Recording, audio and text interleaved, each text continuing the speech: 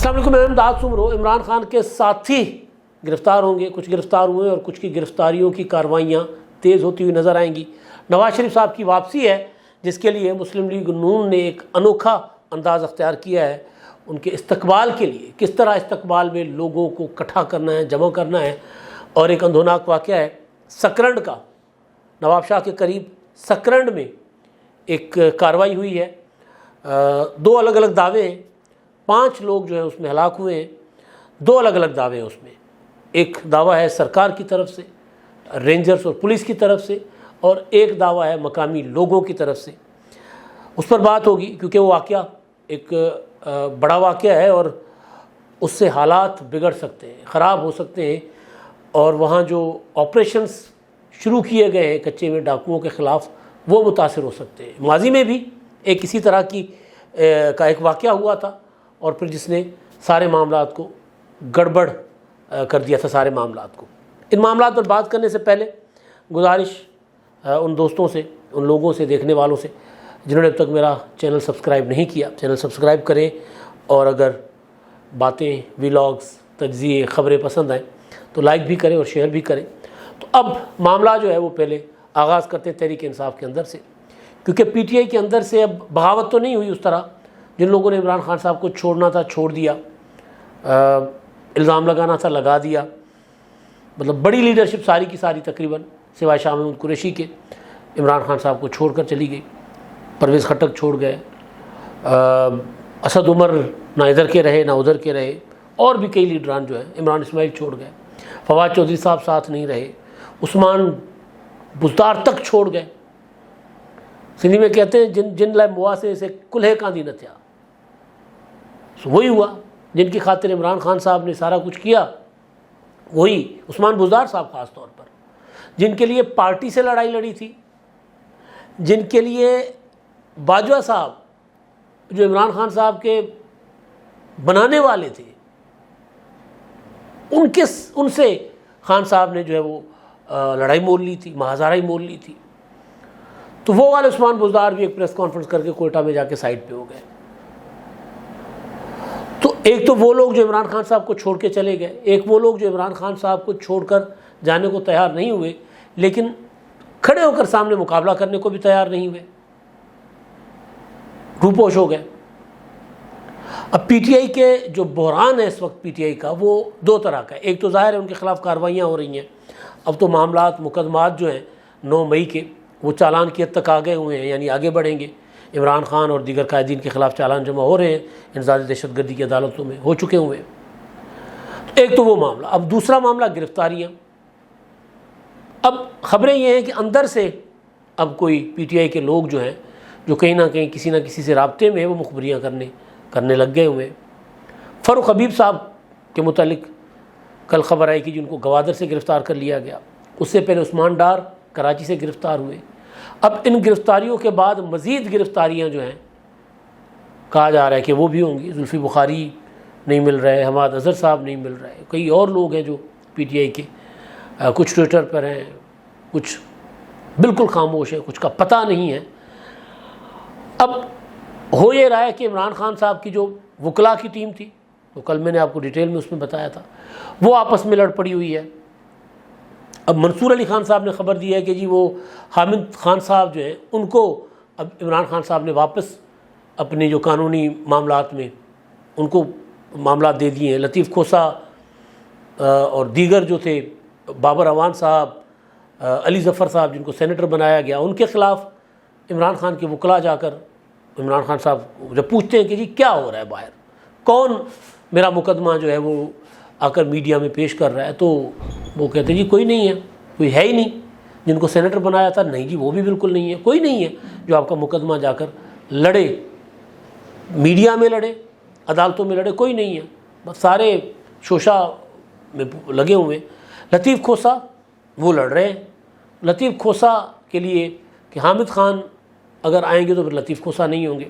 تو ایک عجیب و غریب قسم کا ایک بحران ہے تحریک انصاف کے اندر۔ پریس کانفرنس کرنے والا کوئی لیڈر نہیں ہے۔ وہ لیڈر جو گرفتار ہے شاہ محمود قریشی، وہ آتے ہیں میڈیا اپنا، اگر عدالت میں سماعت کے دوران تو میڈیا گفتگو کر لیتی ہے تو وہاں پر ان کی کوئی بات ہو جاتی ہے۔ پرویز الہی صاحب جیل میں ہیں، وہ آتے ہیں اگر کبھی کبھی ان کو عدالت میں پیش کیا جاتا ہے تو وہ 2 جملے بولتے ہیں تو خبر بن جاتی ہے، ورنہ خاموشی ہے، کچھ نہیں ہے۔ تو عجیب و غریب قسم کے بحران۔ اب اوپر سے یہ شکوک و شبہات گرفتاریوں کے بعد کہ یار اب اندر سے لوگ جو ہیں وہ خبریں دے رہے ہیں، خبریں نکال رہے ہیں۔ عمران خان صاحب کے متعلق کل ان کے وکیلوں نے کہا کہ جی وہ ان کو جو اڈیالہ جیل منتقل کیا گیا ہے ان کو سہولیات نہیں دی گئی جو کہا جا رہا ہے، نہ اے سی ہے، نہ ایئر کولر ہے، کوئی چیز نہیں ہے، واک کرنے تک نہیں دیا جا رہا۔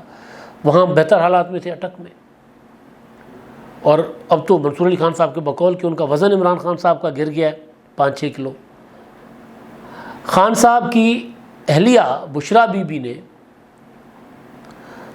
سابق چیف جسٹس عمر عطا بندیال صاحب کو متفرق درخواست بھیجی تھی ان عمران خان صاحب کے ضمانت کے لیے جو مقدمات تھے، یا عمران خان سہولیات کا مقدمہ جو تھا، پٹیشن جو تھی اس کے لیے، اس میں اور انہوں نے کہا تھا کہ عمران خان صاحب کی زندگی کو خطرہ ہے، ان کا وزن کم ہوتا جا رہا ہے، ان کی عمر بڑی ہے، اس عمر میں وزن کم ہونا زندگی کے لیے خطرات کا باعث بن سکتا ہے۔ عمران خان صاحب کی بہنیں علیمہ خان، عظمیٰ خان جب ملاقات کر کے آتی تو وہ کہتی نہیں وہ تو بالکل اشاش پشاش ہیں، ٹھیک ہے، کوئی مسئلہ نہیں ہے، ان کو ڈٹے ہوئے ہیں، ہاں جیل ہے، جیل کاٹ رہے ہیں، جیل میں مسائل ہیں، لیکن یہ نہیں ہے کہ وہ کمزور ہو گئے ہیں، یہ نہیں ہے کہ وہ ان کی صحت گر گئی ہے، بالکل ٹھیک ہے۔ تو یہ الگ الگ موقف آتا رہا۔ لیکن اب یہ ہے کہ عمران خان صاحب کو اڈیالہ جو منتقل کیا گیا وہ سہولتوں کے لیے نہیں کیا گیا، وہ جو سہولتیں تھیں میرا خیال ہے وہ واپس لینے کے لیے ان کو منتقل کیا گیا۔ تو بہرحال اب یہ معاملہ تحریک انصاف کے لیے، عمران خان صاحب کے لیے اگلا مرحلہ جو ہے نا مصیبتوں کا وہ آنے والا ہے یا شروع ہو چکا ہوا ہے۔ اب کئی گرفتاریاں ہوں گی، کئی مقدمات اسپیڈی چلیں گے، سزائیں ہوں گی اور نہ جانے کیا کیا ہوگا۔ نواز شریف صاحب، میاں نواز شریف صاحب جو ہیں وہ 21 اکتوبر کو اعلان کے مطابق پاکستان آئیں گے۔ اب نون لیگ کے لیے چیلنج ہے لوگوں کو لانا۔ 500 ایک ایم پی اے کو کہا گیا کہ جی لوگ لاہور لے کر آئیں، 1000 لوگ ایک ایم این اے کو پنجاب بھر سے، بلکہ پنجاب بھر پورا نہیں، جو قریبی اضلاع ہیں، سینٹرل پنجاب کے اضلاع ہیں، مطلب حافظ آباد ہو گیا، گجرانوالہ ہو گیا، فیصل آباد ہے، سرگودا ہے، یعنی یہ جو 3-4 ڈویژن ہیں سینٹرل پنجاب کی، اور پھر ظاہر ہے جنوبی پنجاب سے بھی لوگ آئیں گے، لیکن دور دراز علاقوں سے اس طرح نہیں۔ یعنی رحیم یار خان سے اگر کسی کو لوگ لانا ہو یہاں پر تو ان کے لیے تو بڑا مسئلہ بنے گا نا۔ تو زیادہ لوگ فوکس کیا جا رہا ہے Lahore division, Gujranwala division, Sargodha division, Faisal آباد ڈویژن اور پنڈی ڈویژن، یہ 5 ڈویژن ان کو کہا گیا کہ جی 1000 ایک ایم این اے اور 500 ایک ایم پی اے، اور ایم این اے اور ایم پی اے کے یعنی ٹکٹ ہولڈرز جیتے ہوئے یا ہارے ہوئے وہ لوگوں کو لائیں گے۔ اب اعتبار نہیں ہے، جس طرح اب عمران خان صاحب کو اعتبار نہیں ہے نا اپنوں کے اوپر، نون لیگ کو بھی اپنے قائدین کے اوپر، وہ جو MNAs, MPAs اور ٹکٹ ہولڈرز ہیں ان کے اوپر اعتبار نہیں ہے۔ تو انوکھا طریقہ ایجاد کیا گیا ہے۔ کل رانا ثناء اللہ صاحب نے وہ طریقہ بتا دیا تھا۔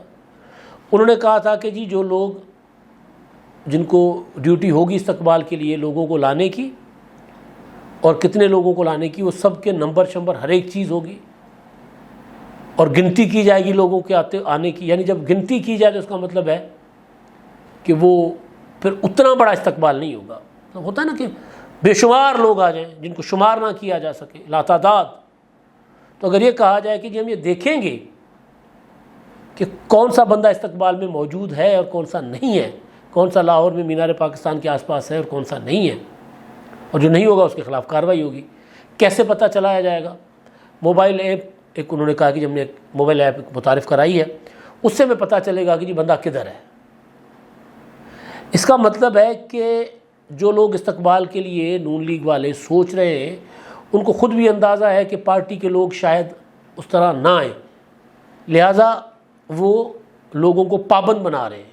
پولیٹیکل پارٹیز میں ڈسپلن ہوتا ہے پابند بنانے کا، لیکن اگر نواز شریف صاحب اتنی مصیبتیں جھیلنے کے بعد، 4 سال کی جلاوطنی کے بعد اگر وہ پاکستان واپس آ رہے ہیں اور پھر لوگوں کی گنتی ہو، تو کہیں نہ کہیں میں جو بات جس کو مسلسل ایک بات کہتا ہوں وہ یہ کہ نون لیگ اپنے اندر خوف زدہ ہے۔ مجھے اس چیز کا یقین ہے کہ جب نواز شریف صاحب آئیں گے تو لوگ والنٹیئرلی بہت آ جائیں گے۔ نواز شریف صاحب نکلیں گے تو جو پاپولرٹی نون لیگ کی نیچے گئی ہے وہ واپس بحال ہونا شروع ہو جائے گی. نواز شریف صاحب کو لوگ دیکھیں گے، ان کی باتیں سنیں گے، ایک ہوپ پیدا ہوتی ہے. ابھی بھی لوگوں کو لگتا ہے کہ میاں صاحب آئیں گے یا نہیں آئیں گے، جیل چلے جائیں گے، کیا ہوگا. لیکن جب وہ آئیں گے، جیل نہیں جائیں گے، آزاد ہوں گے، 2-4 جلسے کریں گے، صورتحال بدل جائے گی. اور جب وہ آئیں گے اور ان کے لوگوں کو پتہ چل جائے گا کہ ابھی جی وہاں سے چل پڑے ہیں، تو پھر لوگ نکل پڑیں گے. ایون لاہور سے بھی لوگ نکلیں گے. یہ مجھے لگتا ہے کہ نواز شریف یا نون لیگ پنجاب میں اس طرح زیرو نہیں ہو گئی کہ اس طرح موبائل ایپس کے ذریعے لوگوں کو گنا جائے. لیکن نون لیگ والوں کو یہ نہیں لگ رہا، اور یہ خوف نون لیگ کو روزانہ کمزور کر رہا ہے. روزانہ کچھ اپنی غلط حکمت عملیاں، یعنی نواز شریف پنجاب میں ان کا صفایا نہیں ہو گیا.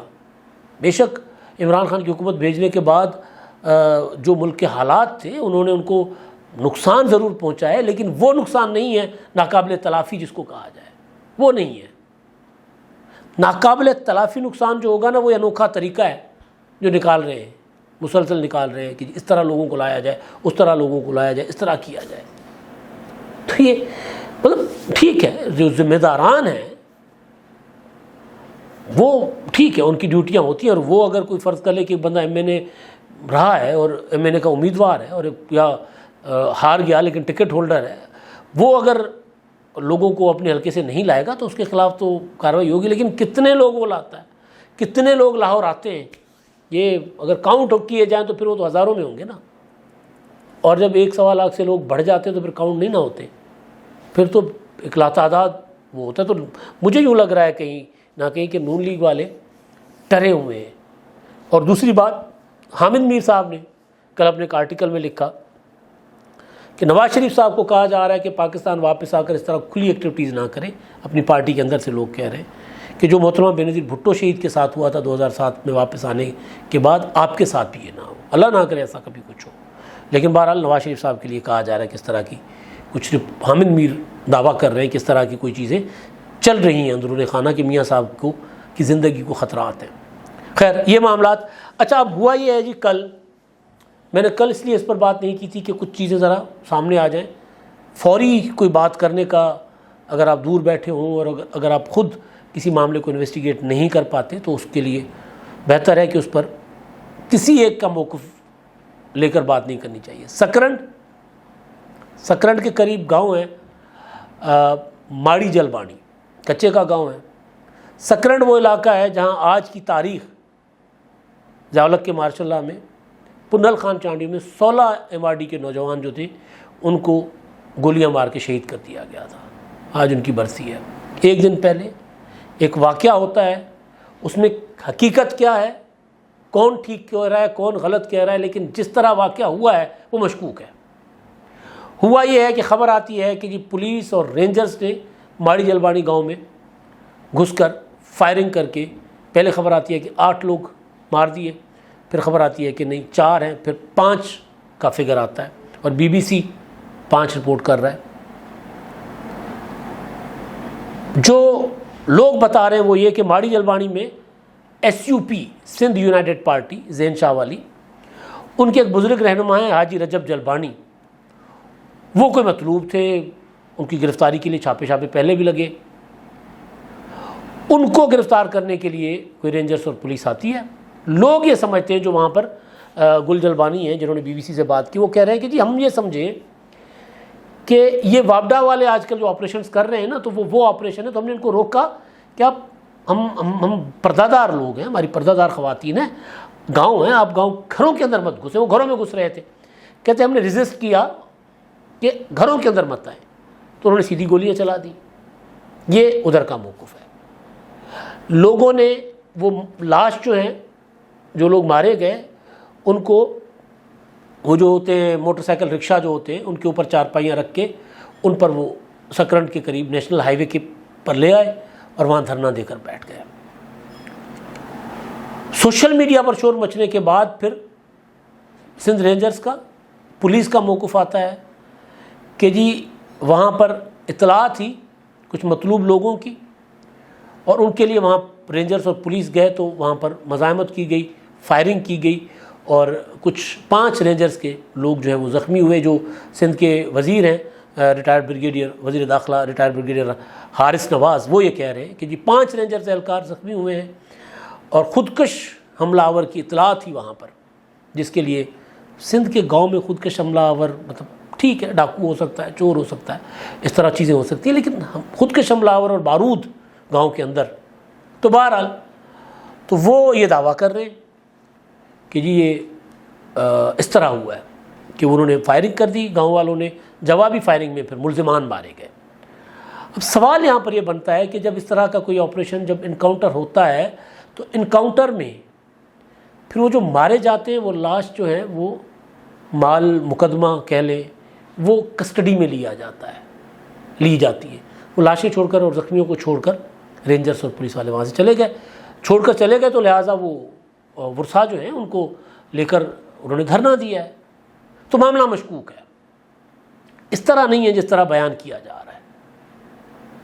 اس سے پہلے ٹنڈو بہاول میں ایک ہوا تھا نواز شریف صاحب کے دور میں، جام صادق کے دور میں جو آپریشن ہوا تھا ڈاکوؤں کے خلاف، اس میں بھی ایک مطلب ڈاکوؤں کے نام پر مظلوم دیہاتی مار دیے گئے تھے. تو اب میں نہ تو اس طرف کی بات کو بندہ اس وقت سچ سمجھ سکتا ہے نہ اس طرف کی بات کو، لہٰذا انویسٹیگیشن ہونی چاہیے اس معاملے کی. چیف جسٹس صاحب کو اس معاملے میں انٹروین کرنا چاہیے کہ یہ آپریشن اور اگر یہ لوگ، اور دوسرے گاؤں والے کہہ رہے ہیں کہ جی یہ جو لوگ مارے گئے ہیں ان کا کسی ایک کا کوئی پولیس ریکارڈ نہیں ہے، کسی کے اوپر ایف آئی آر نہیں ہے. ایف آئی آر تو کیا، کسی کے خلاف کوئی شکایت درج نہیں ہے کسی تھانے پر. تو اس کی انویسٹیگیشن ہونی چاہیے، اور اگر یہ آپریشن غلط تھا، اگر لوگ مظلوم تھے تو پھر ان کے ساتھ انصاف ہونا چاہیے، اور اگر ان کا کوئی کرمنل ریکارڈ ہے تو وہ سامنے لانا چاہیے. کیونکہ جو آپریشن ڈاکوؤں کے خلاف شروع ہوا ہے وہ اس سے متاثر ہوگا. ایس یو پی کے سربراہ ذہین شاہ صاحب نے خود لانگ مارچ کیا تھا، اور لانگ مارچ کر کے انہوں نے مطالبہ کیا تھا کہ فوج آپریشن کرے کچے میں ڈاکوؤں کے خلاف. اب وہ ایس یو پی کے جو سربراہ ہیں ذہین شاہ صاحب، وہ خود کہہ رہے ہیں کہ جی یہ جو کچھ ہوا ہے یہ زیادتی ہوئی ہے، یہ کوئی کرمنل لوگ نہیں تھے، اور ایک ریاستی طاقت کا غلط استعمال.